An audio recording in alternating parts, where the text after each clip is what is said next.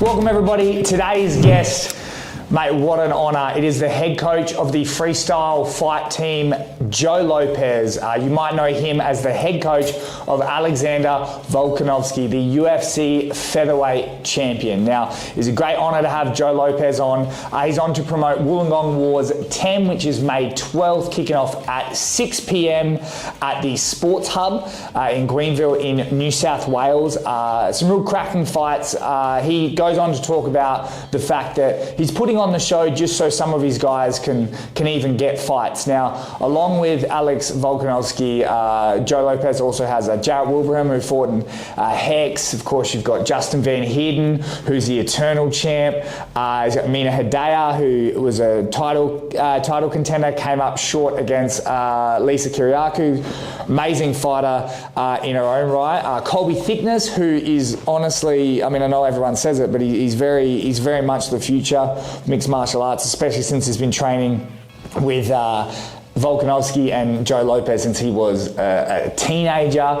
He goes on to talk about those guys, of course some of his even younger guys and more inexperienced guys at the gym. He's putting on this show just for them, so do check it out. Go find out at Freestyle Fight Team on Instagram, and of course we dive into just kind of how Joe Lopez got into coaching. We do talk about Alex Volkanovski and Yair Rodriguez, their title fight that's coming up. I think it's made official today at UFC 290, I think on July 8th, if I'm not mistaken. So that's going to be very entertaining and very interesting as he drops some pearls of wisdom as to what we can expect from Alex.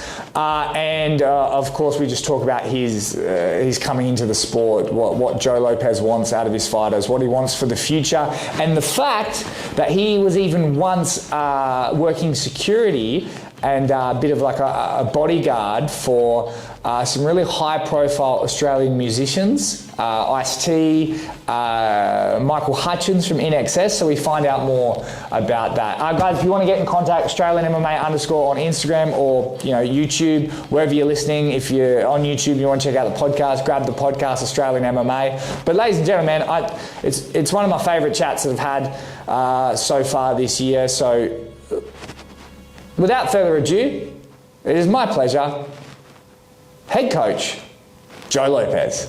Joe Lopez, mate, welcome. Okay, thanks for having me on. Now, mate, Wollongong Wars 10, Friday, 12th of May at the Sports Hub, Gwynneville, New South Wales. Doors opening at 5 p.m. 10th show. First of all, as like a promoter, guy putting on fights, how does it feel to have 10 in the bag? Look, it usually takes me 12 months to get over doing a show. The matchmaking and all that, it does your head in. But I like to have the boys fight locally, so I try and do one every year. Is that the main focus? Is it to get the boys fights? To get the boys fighting their hometown. They don't. There's not many people that do shows down here, so I've been probably the most consistent over the time period. Like I said, I do it more, like I said, just for the guys so they can fight in front of their hometown and, just bring the awareness down here for MMA, get the sport growing. Where do you put promoting fights up to head coaching fighters? Like, where does it sit for you? Down the bottom. I prefer coaching the boys, trust me. And why is that? Is it just the headaches of promoting? Yeah, it is. You've got to deal with so many different people and, some people are really easy to deal with. Other people just don't get back to you, You send them a message, they go, yeah, and then they just go silent on you, you just want to know what's going on. And that's the headache part of it, when you're just dealing with, so many different people. And it's out of your control. And at least when you're coaching, you can say, okay, we're going to do this and do that, and it's in your control, And what's the difference between, and I feel like it's good for you to see both sides, but what's the difference between promoting a show in Wollongong and obviously being the head coach of one of the best UFC fighters ever. What's the main difference when working with teams and working with promotions? Look, I think just getting back to people, just a simple, hey, he's not available, or, just that, just so you know. But a lot of them, not a lot. Look, there's a lot of really good trainers and coaches out there that, always get back to you and everything else. But like I said, there's some out there, even just asking for fighters is just a simple saying, no, I haven't got anyone at this stage, It's just, I guess, just simple manners, And then obviously you've got the guys that, get injured fighting, and then you get the poster fighters. I've had like 2 of those this time, where as soon as they get on the poster, all of a sudden they disappear, Yeah, they're the ones that probably piss you off the most, you know what I mean? You can understand if someone gets hurt, but, guys just not registering in time, even though they've told you they've registered and everything else, and then comes fight week and it's too late for them to register, and then it's really unfair on the other competitor, because he's been training, putting his heart into going out there and putting on, the performance of his life on that show, and then all of a sudden, because some guy just, his ego has got in the way of, somebody misses out on a fight, and that's really disappointing. But then you've got other guys that, step up on a week's notice, which like has helped the show, so it's a two-sided coin, There's some really good trainers out there. They know what it's like, and if you're short, they'll throw somebody in there just to keep your show going. I really appreciate those guys, and I guess any promoter does. And what have you learnt from the first show to the 10th? I go really low budget now. My first show, I didn't lose money. I broke even, and then I seen the bag of raffle tickets, and I made like $300. But I spent so much money on production, that's what really can blow your show out, just, getting screens and lights and sound systems, and that's a good way to shrink your budget, So it's not something you want to do in terms of, you don't want to make Wollongong Wars like, taking on Eternal and Hex. You just want it to be a consistent fight show.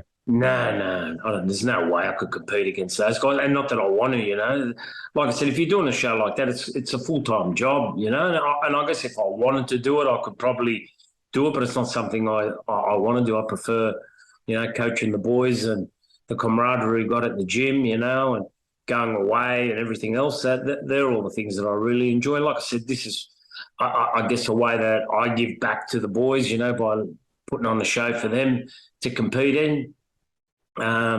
So it's a two-way street for me, because I prefer, like I said, I prefer not to do them. But, the boys hassle me, so I do them, And I suppose it's easier to get fights when you can make them for the boys. And I'm assuming that sort of motivates some of the guys to get to training a bit more often. Yeah, it does. And look, like I said, a lot of guys don't like going away or whatever, or they want to have their first fight. And I guess they just probably feel a bit safer and everything else when they know that I'm going to be matchmaker. I'm not going to just throw them in the deep end, I mean, although sometimes it does happen, because, when you're fighting a debuter, you don't know who you're going to get, It could be completely hopeless, or he could be a gun, you know what I mean?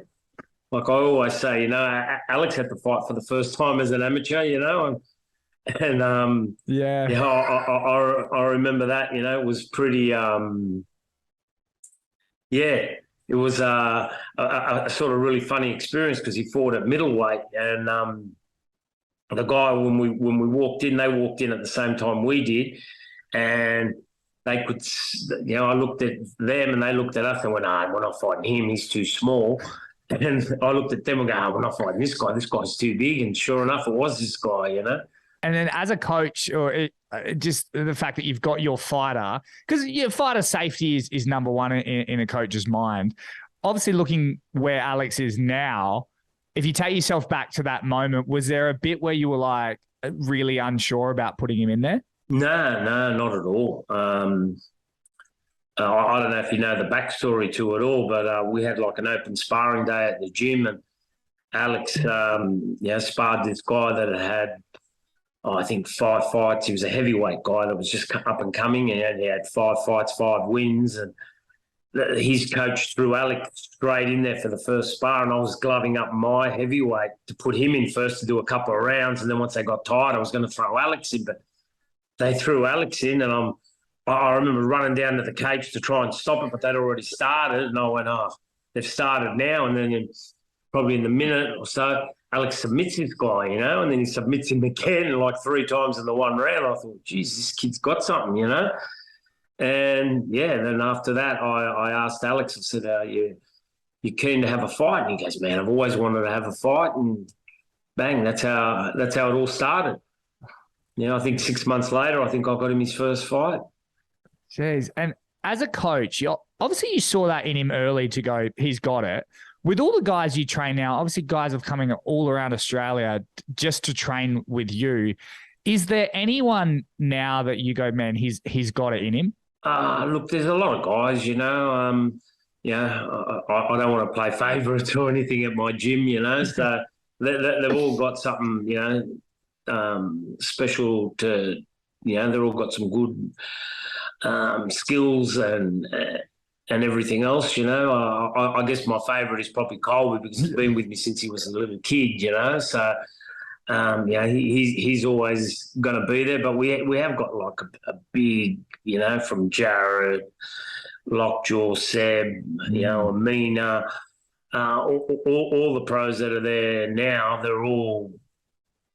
all train hard. They're all super focused, and they want to get ahead. So they've all got something special to give, And like you said, we do get a lot of people from different gyms from all over the world. I mean, this week we've had about 3 or 4 guys from Singapore. Yeah, guys just come from all over the world, Norway, you name it. They pop in at the gym and want to do a bit of training, a bit of sparring. And then we get all the high-level guys here too, like Jamie and Josh Coolabar, Blake Donnelly. They're all pretty staple guys that come and train with us a fair bit, And then we always get the international guys like Riddell and Craig Jones. I mean, I don't want to leave anybody out because we just get so many guys, Do you feel like, this is a weird question, but do you feel like you're losing control of just how many people want to be a part of it? And you are the great mind of freestyle, but surely you don't have enough time to spread around to every fighter. I try and sort of, especially with the pros and everything else, one thing's like working in the gym part of it, and working on their skill base and everything else.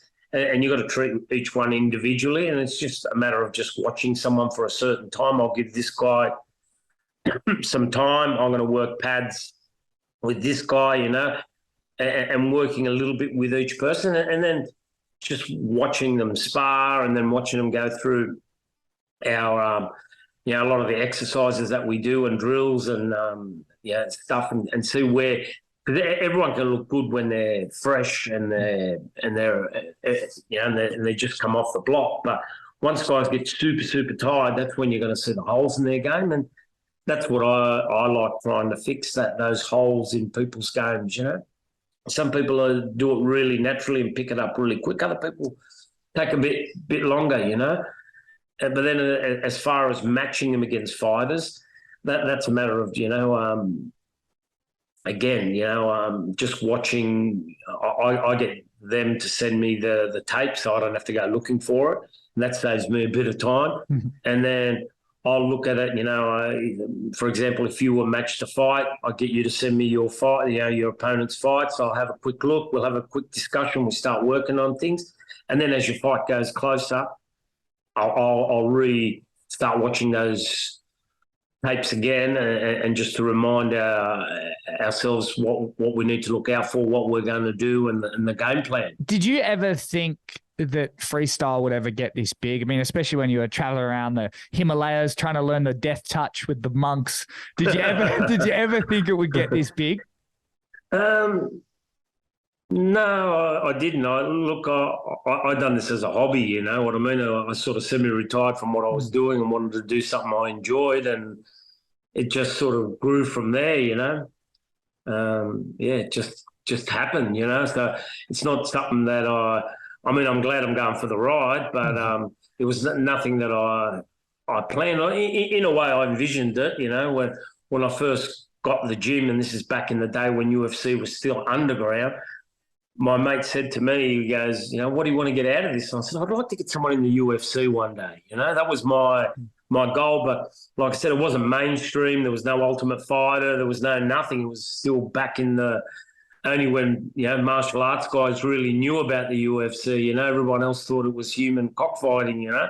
It is one of those, things where it's like it's really, really exploded. And I feel like, you know, it's a bit of luck with a lot of skill. Obviously, you've got to have, you know, the great guy that is Volkanovski, but you've proven it with so many other fighters. Like what you've done with even Colby Thickness. Like people look at him as like he is like the next big thing. And I think it's a testament to how much effort you put in. And I've even asked Alex before, like, what makes you so special? And I'm going to ask you a really awkward question. What do you think makes Joe Lopez so special? Look, I think as a coach, you've got to put your fighters before yourself and not have an ego. And I think it's just about caring about for the guys, you know. And obviously you've got to understand the sport and you know you've got to understand grappling and wrestling and striking. You've got to have an understanding of that. But there's a lot of guys that have that, and probably even better than me. But as far as coaching wise and everything else, I really care about the guys. You know, I don't want them to get hurt. You know, I want them to, you know, perform the best they can, and I'm always looking out for things that work for them. So, you know, Alex is built different to Colby, and you know, Colby's built different to Jared, and so on. So each person's got their own style and everything else. So I look at things that complement their styles, and like I said, and try and fix the holes in their game where I can see they're weak, you know. And is there any of you that wishes you could have kind of gone back and expanded on your own personal fight career at all, or is coaching always the main goal? Oh, look, I would have loved to be in this era, you know, back in the day, but you know, that's just that's not going to happen. So I don't even think about that. I just can put my energy into what's, you know, for the boys and make them, and the girls obviously, what's best for them, and you know, make, you know, the best path for them, and get them ahead, you know, and get them to, I guess, you know, fulfill their dreams, whether it's getting into the UFC or getting onto some, you know, ONE or Bellator or whatever it may be. I'm just there to try and help them get there. And before a few more questions about the card on the weekend, I just want to ask you a personal question. Did I read somewhere that you were the bodyguard of Michael Hutchence for INXS? I wouldn't say a bodyguard, but I've worked to look after him a couple of times doing, you know, just festivals and stuff. And then the night that Sunday night that he died, or a Monday night, I can't remember what it was. He was playing at a venue the next night, and he actually died that morning. They found him, so that was a bit hectic. You know, that was his first return concert, and yeah. Wow, and you've obviously had a wealth of experience outside the cage with your security and even just your traveling on your martial arts journey. Would you have done anything differently leading up to this moment? No, you can't. You know, you can't go back. So you know, obviously you make your mistakes, and you know, you got your regrets. But you know, I'm always looking forward. I don't look back. You know what I mean? I never dwell on things or anything like that. You know. I just look forward and try and make things happen in the future. What fights are you looking forward to the most on the weekend? There's a lot of good fights, you know, especially from the boys at the gym. You know, I want to see how they test themselves out. You know, young Wayne, he's been, you know, putting a bit of time in, and his opponent pulled out, you know, like I think a week and a half ago, and I only just got him matched, so that was sort of like a big relief. But we were training for one guy, and now we've got another guy. So, yeah, I'm just grateful that these guys came in and helped us out at really late notice. And I guess, Mitch is on a 5-win winning streak, all by knockout. So let's see if he can get another one tonight, on tomorrow night. And 2 more questions. This one is just to help me with downloads and the algorithm. How do you think Alex Volkanovski is going to go against Yair? How are you guys prepping for that one? We've been getting a lot of kickboxers and Muay Thai guys, and also got Carl Van Roon. He's like 11-time Taekwondo champion. He's had MMA fights and that. And that guy's just a kicking whiz, you know what I mean?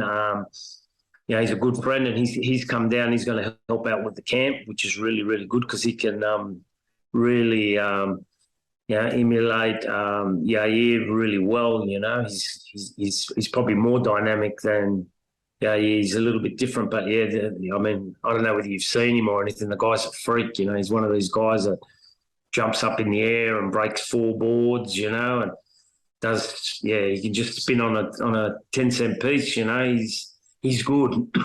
And is the goal to take care of your ear without looking too far ahead and have that second shot at Islam, or are we staying back at featherweight now?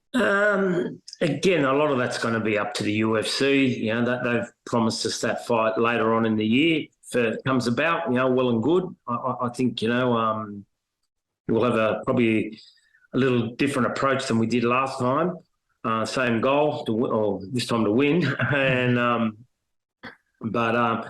don't like looking too far ahead. I just like to see what's in front of us. But that's what the talks are. But again, I'm not following it up, or haven't really even thought too much about it. We've just been focusing on Yair. The camp starts next week.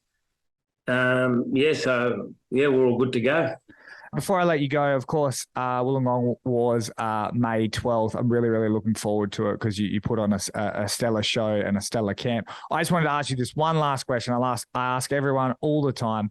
After it's all said and done, how does Joe Lopez want to be remembered in mixed martial arts? No comment. I'll let everybody else comment on that one. That is actually the most Joe Lopez comment ever to that question. So I think you answered that perfectly. You're a man that it's the most thankless job, and you require even less thanks than that. And everyone speaks so highly of you.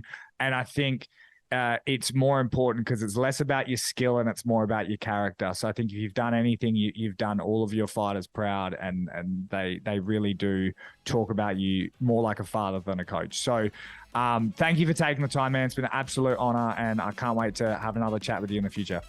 Okay, no worries. Thanks for having me on. Appreciate it.